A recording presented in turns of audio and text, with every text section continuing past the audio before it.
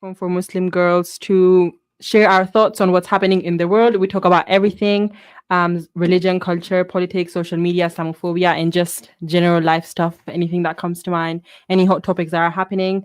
It's a place where we share our own views and have open discussions. All opinions are our own, and we totally respect others who might agree or disagree. If you'd like to get in touch, we are live, so you can call in or send us a message. If we want to join the discussion, how can you do that? You can message us on Instagram or Twitter, or you can just call in on 07779481822.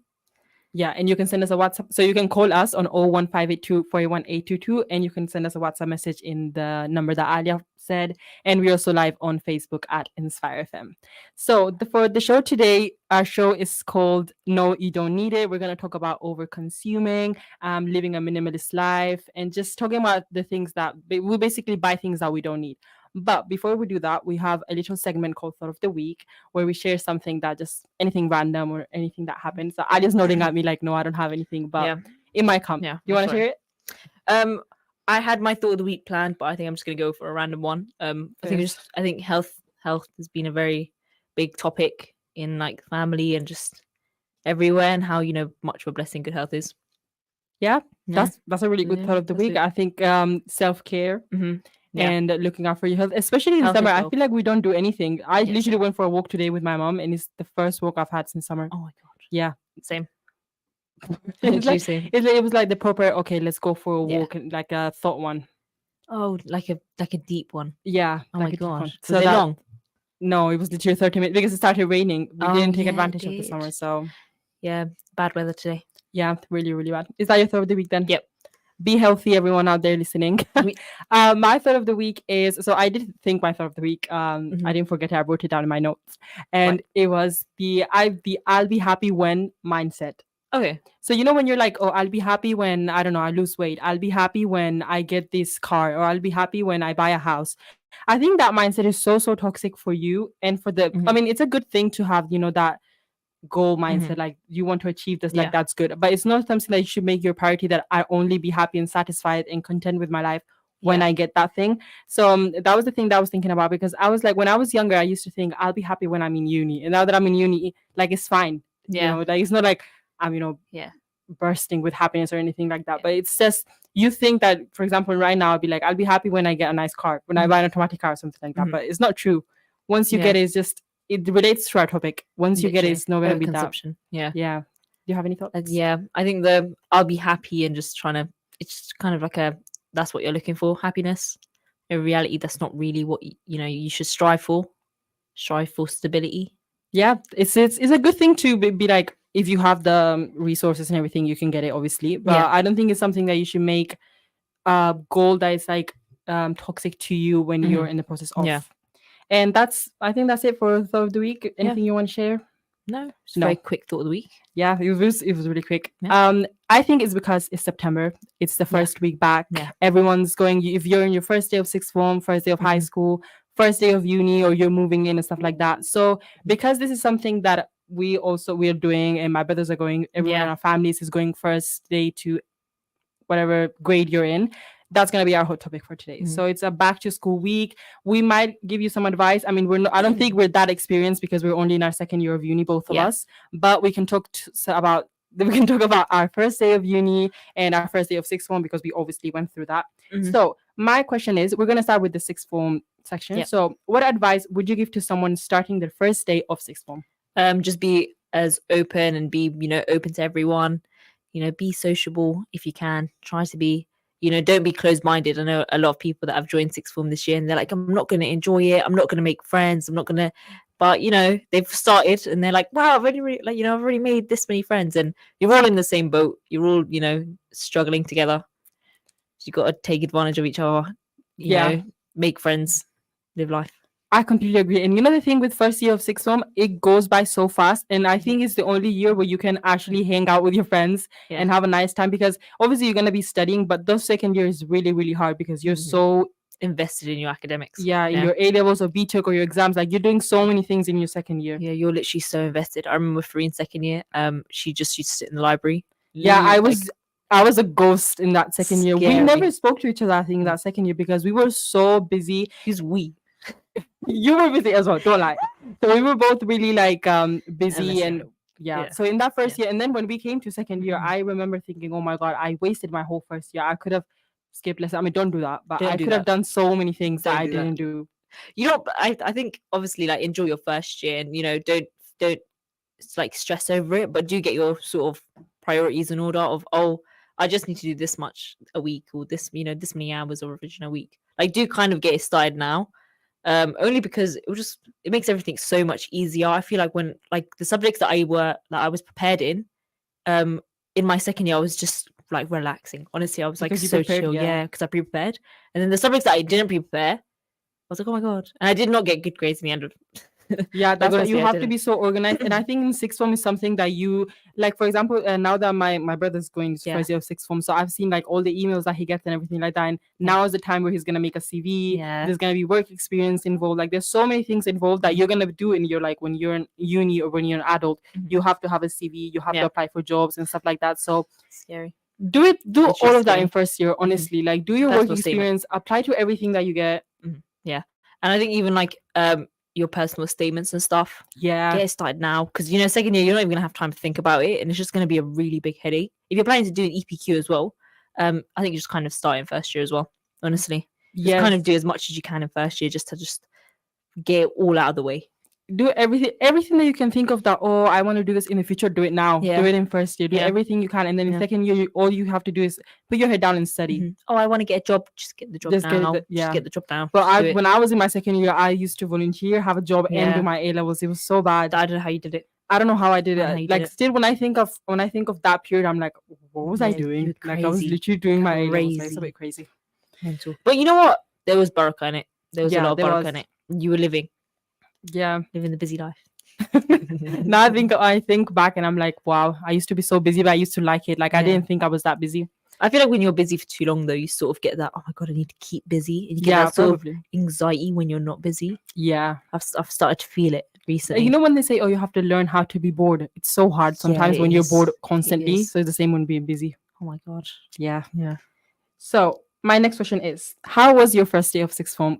Like, how did your first day of sixth form feel compared to that jump from high school? My first day of sixth form, I think I was just really not prepared for what was happening. Like just the stepping into the classroom, the introductions, I just wasn't prepared. But I feel like I'm quite a free float. Like I'm quite a carefree person, so it's quite easy for me to sort of adapt and then talk and socialize.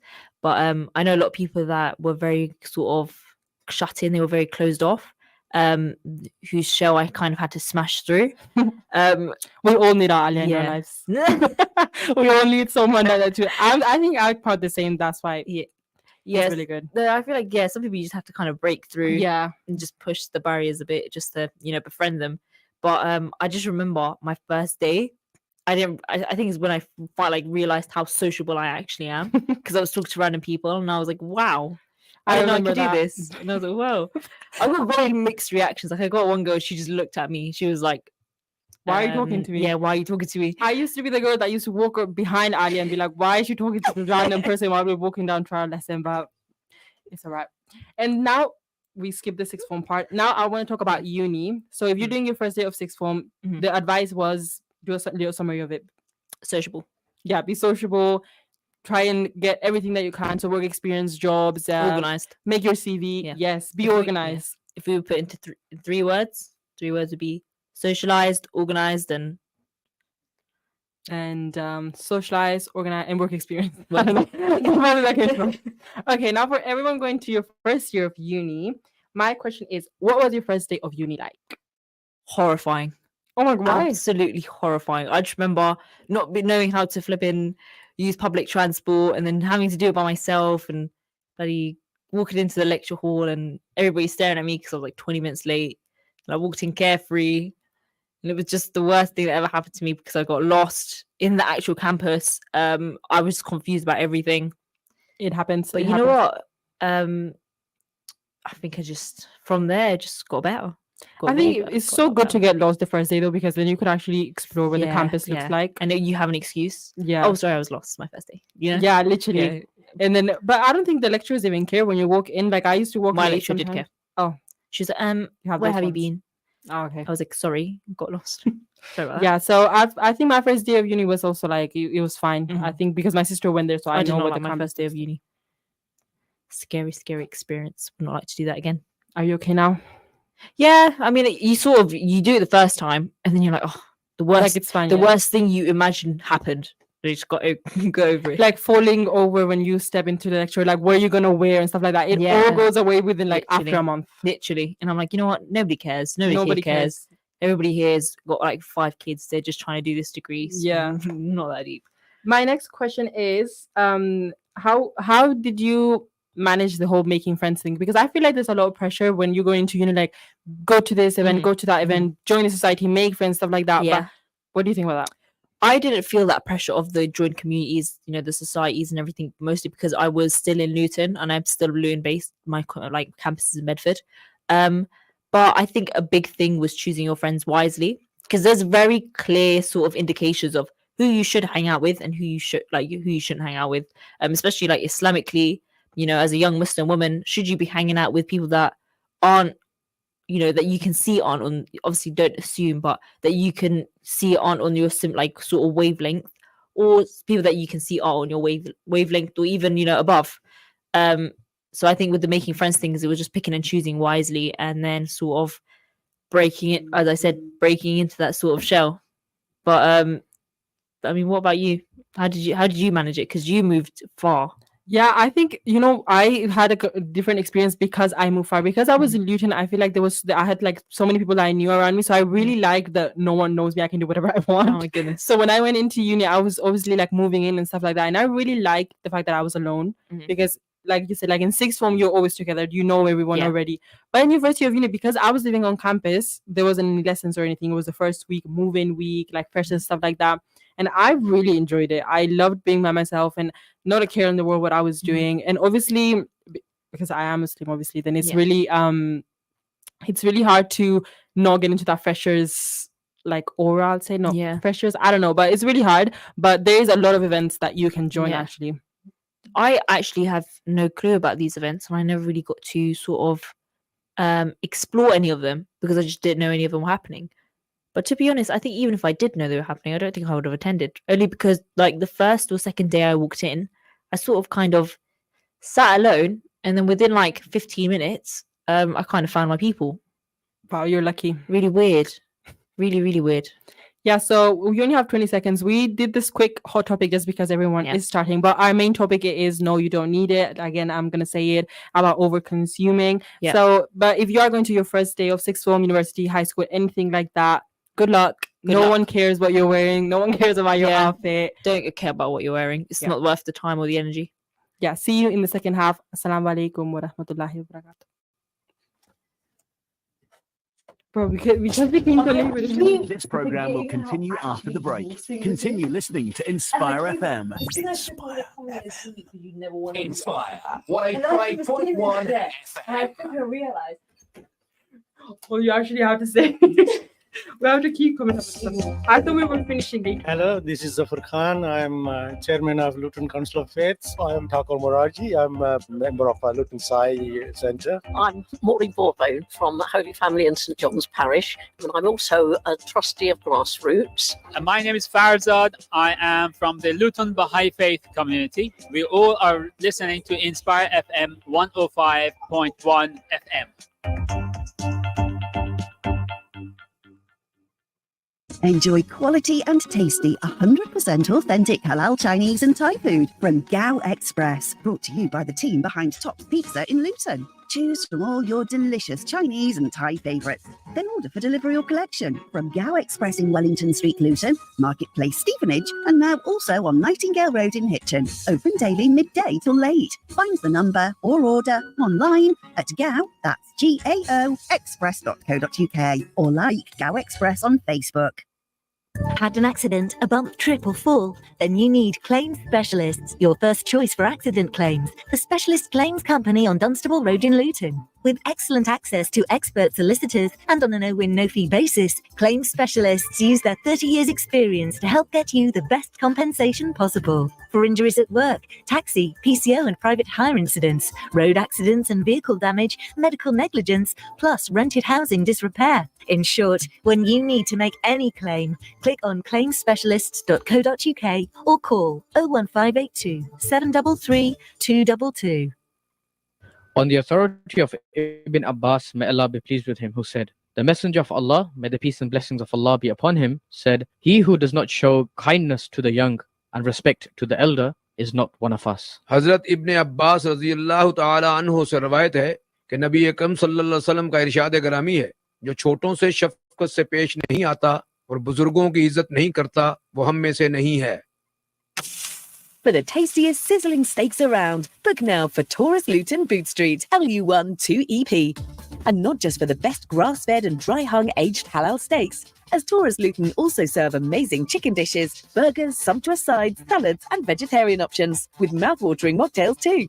All this and with excellent service. View the menu, book your table or even party or celebration event at taurusluton.co.uk or call 01582 750 213.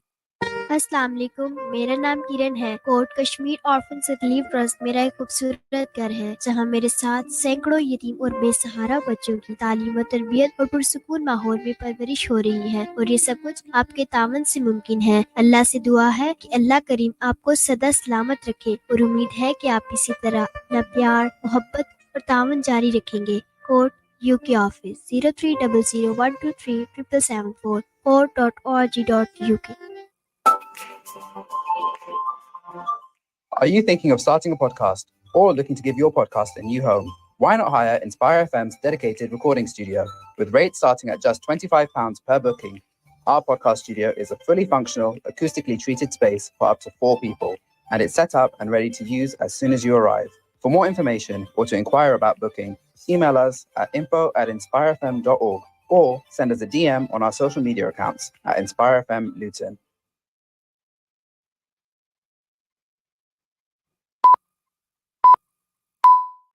From the studios of Inspire FM, the time is now 6:30.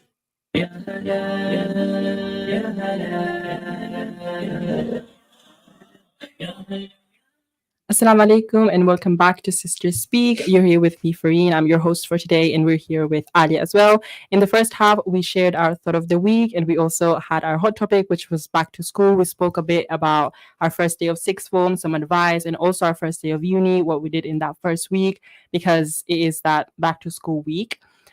For our main topic, we're going to do No, You Don't Need It. So that's the show title. And it's about overconsuming, like I said in the first half, so overconsuming and living a minimalist life. So I'm just going to go straight into it. I'm going to ask you the first question, Ali, if you don't mind. Mm-hmm. So why do we often feel like we need things that we actually don't?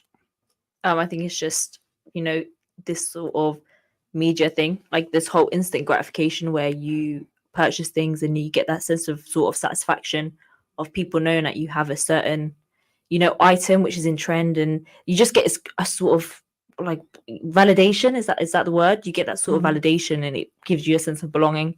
When in reality, like, you're only putting yourself out like towards a certain audience, and the people that you're attracting, for example, the materialistic people that you're attracting, are just like, it's just an endless competition. I completely agree, and I think it relates. That's why I have my thought of the week. I thought about this with this. I'll be happy when I'll buy this. I'll be happy when I do this. And you think that when you buy it, everyone around you is going to be happy as well, but it's not the case, is it? Yeah, definitely not. Like, I feel like if I was to get something and then show a friend, and then she goes, "Oh, like, I just feel like some people, they get a bit competitive when it comes to materialistic items." But I think when you actually realize, when you start, I feel like when you start working, you realize that, like, it's really not. It's not all it, like, it's not all worth the money. It's just not, you have responsibilities in life and just, materialistic items. And it's also, I want to say childish, but I don't feel like that's the word. No, I wouldn't say child. I would say that you just have to learn how to, it's very prioritize. Shallow. Yeah, maybe you just have to learn how to prioritize what you need. And I feel like we're both like uni students, stuff like that. So we are, managing our finances and everything like that. So we understand that I want this, but I'm not going to buy it because I don't have the money. That's one thing. But I have the money, but I don't need it. Or I could invest it in something better. Yeah, I completely agree. Like, for example, I feel like I had this conversation with my sister the other day about buying, like just designer items where it was like, oh, like we could buy this bag, or we could buy this bag, or we could buy, these pair of shoes. And I was just kind of sitting there afterwards, and I was like, but I could buy this book, or I could buy this for my brother, or I could buy this for my mom. And it was just like very, very grounding to know that, like, money can be used for things other than other than just to make yourself look better. I'm so glad you brought that up, because the thing with this is that I wouldn't buy stuff for myself. Yeah. So if I had, like, let's say £50, I wouldn't buy a bag. I would spend that £50 on my brothers. Yeah. Or my family. Like, I completely agree with you. And I do the same thing you do. And or I think, like, let's say I got my salary from, I don't know, I had like a summer job or something like that. I'd be like, I'm gonna spend it, or I'm gonna keep it. I don't know, like, but I wouldn't spend it on myself. Like, I wouldn't buy clothes. Yeah. Same. I'm honestly the same. Like, it's a problem, and I don't think it's not a problem. I mean, but it's something that I think we just don't think about ourselves that much. And I think that's the way our parents also do it. Like, they also have their salaries and everything like that, and they all spend it on us. And they also, like, my dad always buys what he needs, not what he wants, and it's really, I think it's a really, really good. Yeah, 100%. Like, I feel like with my family, like, we do buy nice things. Like, we'll buy the nice car, and we'll buy the nice shoes, and we'll buy the nice makeup and stuff. But I think in terms of how generous we are with our money, I'd say alhamdulillah, we're quite like generous. And I feel like I've just been brought up with that sort of, oh, but just give it to her. She'll like, because like when I was younger, you'd have that toy. Yeah. And then that other person would want the toy. And then my dad would just be like, just give it to her. Just give it to her. Or my mom would be like, just give it to her. It's fine. It's fine. I'll get you another one. Or something better will come. Do you know what I mean? Yeah. That sort of mentality. And I feel that's really stuck with me. I think it is a good mentality to have. Like, some people, they might think, oh, I'm going to save and save and save. And they might just lose it all. You might lose it all one day. I feel like you might disagree with me, but I feel like this sort of excessive saving. Oh, but I'm going to save what, £200,000 and then buy a house. You don't know if you're going to live long enough to buy that house. Why not spend it or invest? Like, invest in something for your parents or for your siblings. If I feel like money can just be a tool to make people happy, and I don't really see the value in it other than just to make people happy, and obviously excluding the basic necessities of life. I mean, I think it's just really a tool just to make people happy, and I don't feel like it's something that I'd really strive to earn for the rest of my life. And if I was to strive to earn it for the rest of my life, it'd have to be for a purpose, maybe to, like, I don't know, help the ummah, something quite big. If I was to earn a big sum of money, I don't know. Yeah, well, you said you might disagree with me, and I do disagree. I mean, I agree to a level that if you want to invest and buy a house, that's completely fine. Like, you. Oh yeah, 100%. But I'm talking about this whole mentality of over It's years the only just thing. saving. You know what I mean? Yeah, but I don't. You don't think? I don't think so. Like, I will do that as well. I would save Fair and be enough. like, yeah, I can buy it. Like, it's a completely. Oh, If you have another fair. opinion, please do join the discussion and tell us. Yeah, call in, tell us what the discussion is. But I have been told my opinion is it's wrong. No opinion is wrong. It's just No, I people have been told disagree. that. No, I have people, they disagree with me a lot. They're like, no, but that doesn't make sense. And I'm like, okay. We just have to be careful with our money. I mean, in this world, money does. Money's everything. Yeah, money's everything, and it so makes scary. the world go round. But for us as Yeah. Muslims, we have to, like, the one thing is it needs to be halal, and Yeah, what we're 100%, spending it on. Where are we earning that money from? Exactly. And even like with your money, I feel like, I don't know, like, I feel like with excessive consumption, it's just not good for your iman. I don't think it's good for your faith. You have to be very, very careful on what you're spending your money on and how you're spending it, in where you're spending it, like excessive, eating out, this is sinful. Like, seriously, it's sinful. And then, just wasting it, because you'll see people, they're buying this and they're buying that. And then it's like, you haven't paid your zakat for the year. We're talking about people. I have people that I know, like, literally my family, that are like this, but I don't think. I mean, it's not a bad thing if you. It's not a bad thing if you do it, like, let's say once a month I want to treat myself and I want to buy something nice. No, obviously go ahead and do it. I'll do that too. But because I grew up in the household where, like, we share a lot of stuff, so I'll wear my brother's clothes or I wear my sister's clothes. That I don't really feel. I don't ever feel that. Maybe you really as well. I don't feel the need to buy any new clothes. You just. I feel like since my dress code has changed and it's quite different to my siblings, now I have felt that need to buy my own clothes. But I feel like my mom's quite supportive, so my mom will just buy it for me. Like my mom just, Aw. my mom does buy me clothes, which is like really nice. That's really nice. I cannot go shopping without my mom. It's so bad. Yeah, literally. I feel it, but then again, I feel it's because we always love our mum's validation of clothes. Yeah, because then you come back with something and she doesn't like it, then you never wear it. I literally, it's so real because 3 times, and I remember the 3 pairs of clothes that I bought. She was like, "I don't like them," and I went back and I returned them. The thing with clothes is, you know what I was thinking about? I was thinking about charity shops and stuff like that. Like you can buy, but you know what? They are sometimes, yeah, no, it's me. It might be a bit controversial, but I think when we were younger and we used to go to, like, let's say a charity shop and you used to buy clothes, it used to be saying, "Oh, you don't have the money to buy new clothes" and stuff like that. It used to be seen as, "Oh, that's really bad. Like, I don't know how people buy clothes that have been used, stuff like that." They're clean, first of all. They went through the washing machine. But now, I don't know. I mean, it's good that it's like normalized now, but now it's called thrifting and it's like super cool and it's super trendy and stuff like that. Yeah. But we've been doing this for years. I used to do it when I was in Spain. I used to thrift something. Yeah. Oh. You obviously thrift clothes, right? No. Oh. I'm a big thrifter. I really like the clothes that I Does don't fit hand-me-downs me. count as thrifting? The what? Hand-me-downs, but then I don't really feel like I got hand-me-downs. I feel like my dad kind of singled me out from my other 2 sisters and got me stuff that was complete. Like basically, I have 2 older sisters, and there's like a 10-month age gap between them. So when my dad would buy them clothes, he'd buy them matching clothes, and then when it came to me, he'd buy me something completely different. So I was always just the individual one, and I'd always get my stuff new. And maybe I'm a bit, I don't know. You got lucky then, because Yeah, I used to. Alhamdulillah. Alhamdulillah, yeah. Yeah, Mashallah, literally. mashallah. I used to wear the clothes that wouldn't fit anyone else in the family, and I'd be like, okay, then I'll take it. This is great. But it's a good thing. You know the thing, when you're young, it doesn't really care what you're wearing, and I feel like now, there was a period of time I was like, I need new clothes and I need to be trendy. I need to wear this, everything that I could see on social media. I used to be like, I have to have it. Yeah. And then, like, literally 3 weeks after 6th form, I was like, no one cares. Yeah. There's no point in buying this new clothes when you're just gonna wear them for what? This is actually like with this, even like linking it to the whole overconsumption thing. I feel like we go through phases. You know, like I feel like when I was in high school, I really did not care. Like I'd get all the nice new clothes, and then I'd stick to wearing just the oversized, homeless man looking outfits. Yeah, you know what I mean? And then I got to college, and I was in my first year, and I was hanging out with you. And I think in my first year, I never really cared, and you could kind of see that. And I think after a little bit of pressure from my family, you start thinking, okay, maybe I do need to look more presentable. In my second year of college, I started making more of an effort with how I look. I started buying the stylish clothes, and then I started feeling like, I don't know how I feel about it. I feel like I'm standing out too much. Then I started uni. Then I started dressing more modest, and I started now like dressing to blend in. And I feel like now I'm sort of trying to find my own style. It's just like I don't know if I'm over consuming, under consuming. It's just I think you just go through phases of overconsumption, and then just you don't buy anything, and then you think, oh, I'm not going to do this anymore.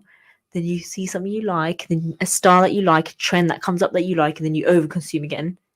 Just go through phases. I think it's just a phase thing. Yeah, it's a really hard one because you go through that phase, you spend this much money, the next phase comes and you don't wear anything like that. Yeah. But the thing is, whenever I see a trend, like let's say a hijab trend or something like that, or any colors or stuff like that's really, really expensive, and you're like, how are people buying this? Like this is so expensive. Sometimes I do see it, and I'm like, people like just jumping at the trend, and I'm like, but just for the sake of, do you actually like this? It's like this might be a controversial opinion.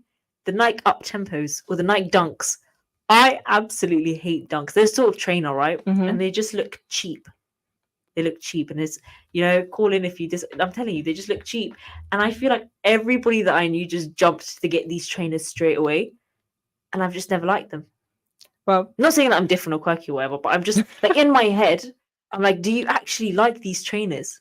Because they look exactly like the ones that you had from 2 years ago, like Air Force. They look the exact same. Yeah, well, it's each to their own. I'm gonna say it's all subjective. Yeah, I doesn't like it, but I personally like them. I don't think they're that bad. Yeah, I think they're quite ugly.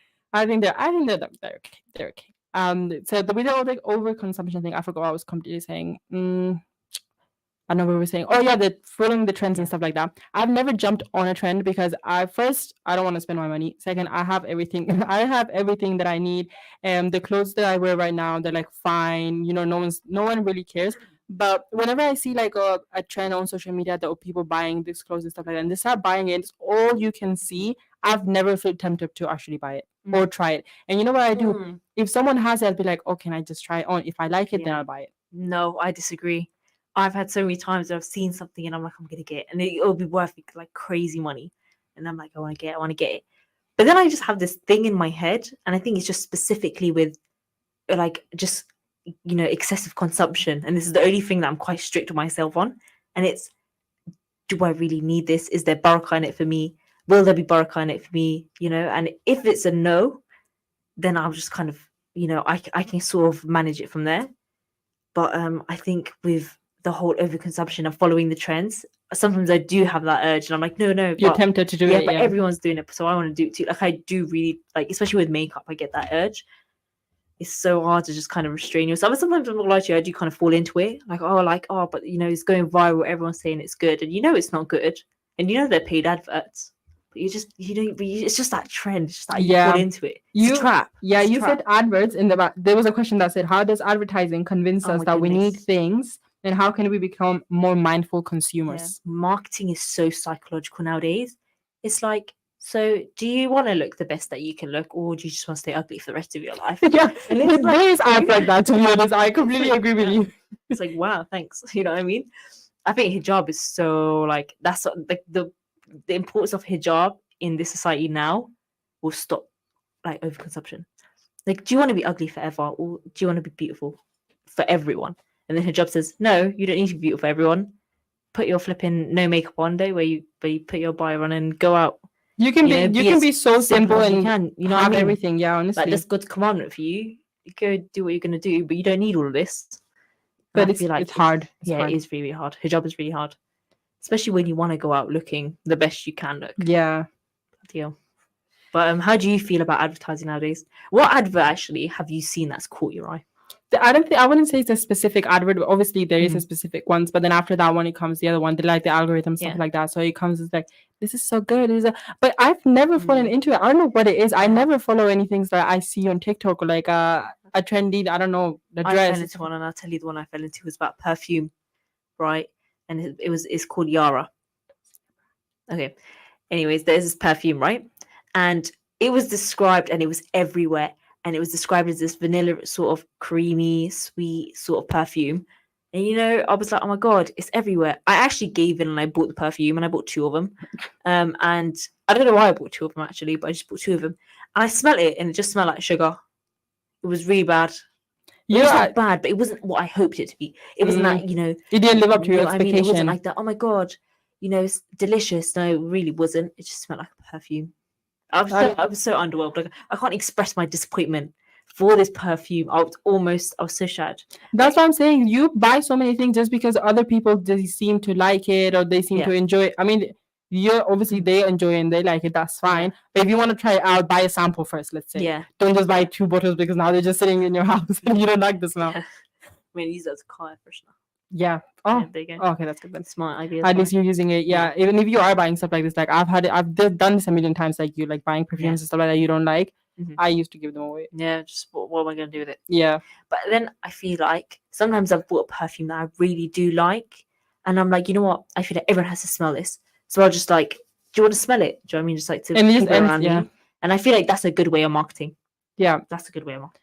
Now my question is, that's when I'll buy something. How can parents teach their children the value of less is more? Before you answer this question, do you want to? I'm putting my hands up. How are you meant to teach your kids the value of less is more? It's a really hard one, isn't it? That's a really hard question, considering we don't have kids. Yeah, obviously. But we have younger siblings. Okay. We have no. Okay. I put this question because I wanted to mention my dad, like I always do.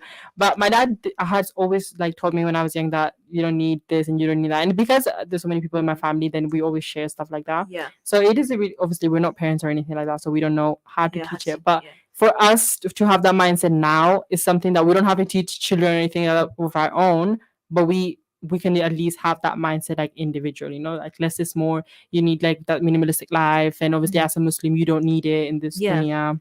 That's a really, really, and you've asked the question and then you've brought up something really interesting about upbringing. You brought up your dad straight away. I think that's one of the biggest things, just how you've been brought up and what you've seen. So obviously I'm just assuming, like when you were growing up, did your dad overconsume? No. But when I grew up, my dad didn't overconsume, but he always had nice things. So my dad had the nice car, and he had the nice clothes, and he had the up-to-date gadgets, and he had everything.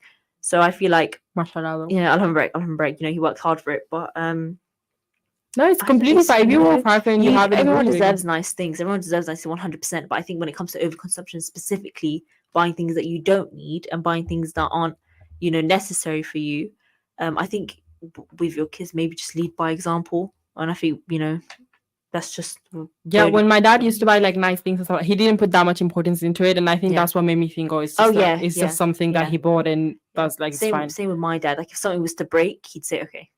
Like there's nothing to worry. It's fine. Don't worry about it. Like, you know, the thing is that when you spend money on something, that money will come back. Like I don't know how, but it just come back and you'll never think of it again. So that's what my dad did. He used to buy, like, he bought, let's say, I don't know, a car. Let's say he bought a car, then it's not that deep. So you keep continuing. Yeah.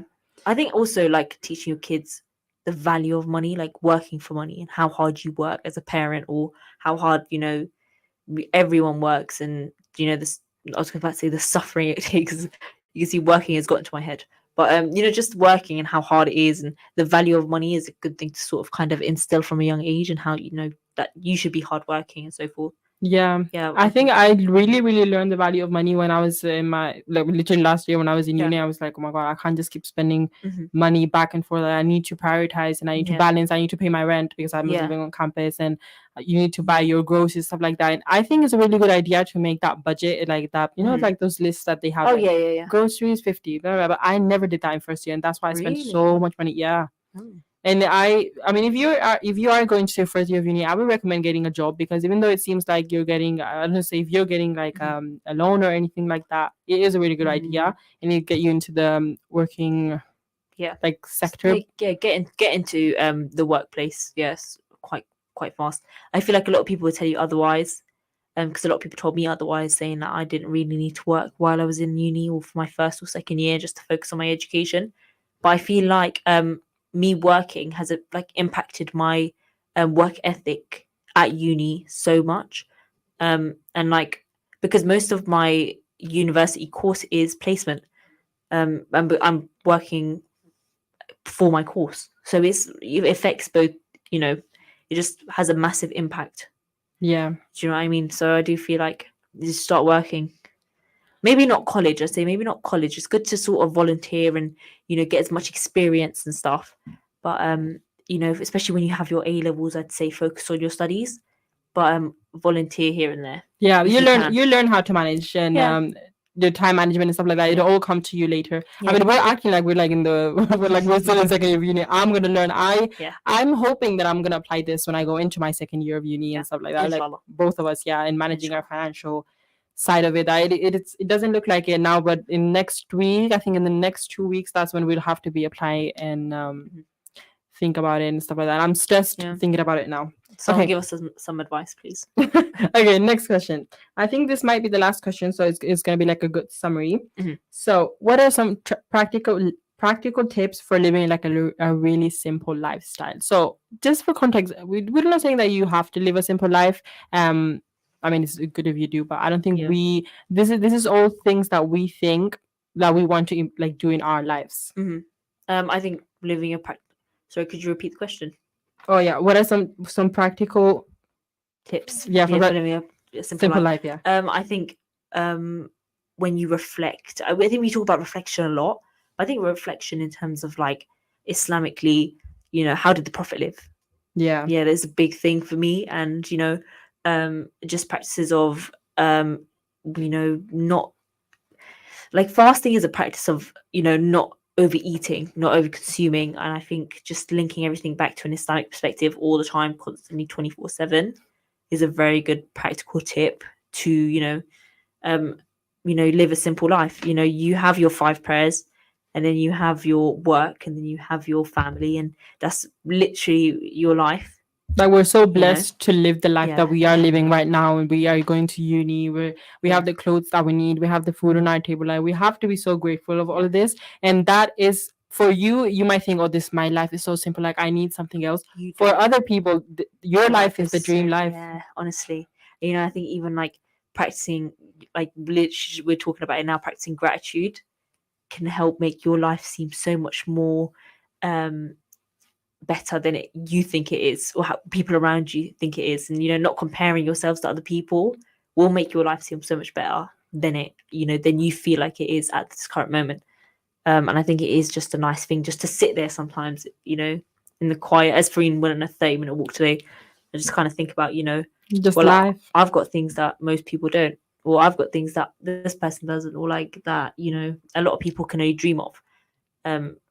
Like I could go on a walk with no worries of, oh, I have a job or I have this, I have that. Like I could just do anything that I wanted, and I was so grateful. I could do it with my mom that we just here. Like there's so many people that don't have it, and like my parents, for example, they can't just take a walk with like their mom because they're in another country. Like there's so many things that are involved. It's a blessing, isn't it? Yeah. And I think even if you are going through a hard period right now, and it is quite hard to see the light at the end of the tunnel, you know, we have to just remember that with every hardship comes ease.